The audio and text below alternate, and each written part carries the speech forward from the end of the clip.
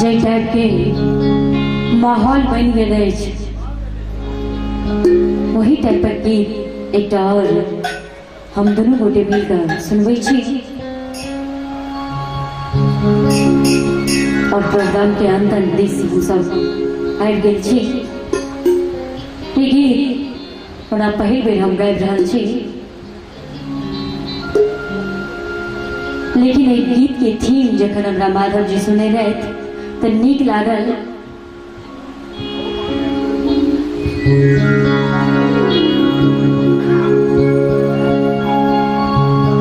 कोना कर छोड़ दे लगा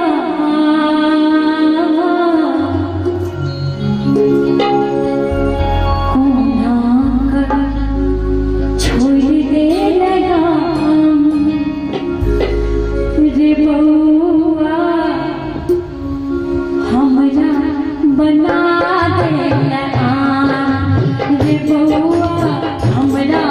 बना दे लगा। मैं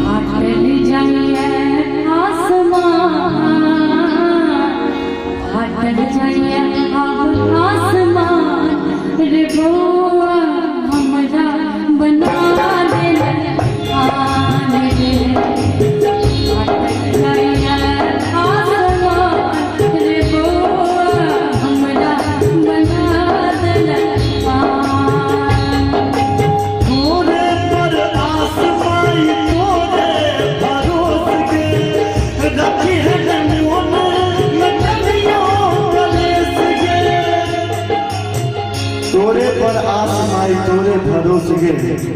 रखी है मैं मोन में कनियों गले से फिर दिन दिन भगवा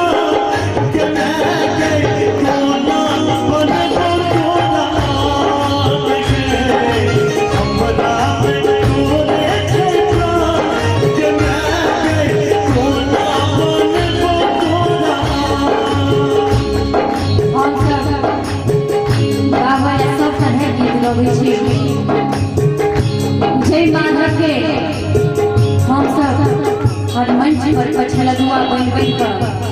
देखने छलिए आयु माधव कोनो परिचय के मोहताज नहीं है अपना बल पर हर मंच के हिला कर अबै छै आई पहिल बेर कोनो भी सहगायक संगे गाबै हमर आत्मा एकदम से द्रवित भ गेल जे हमरा बुझाइए आज तक के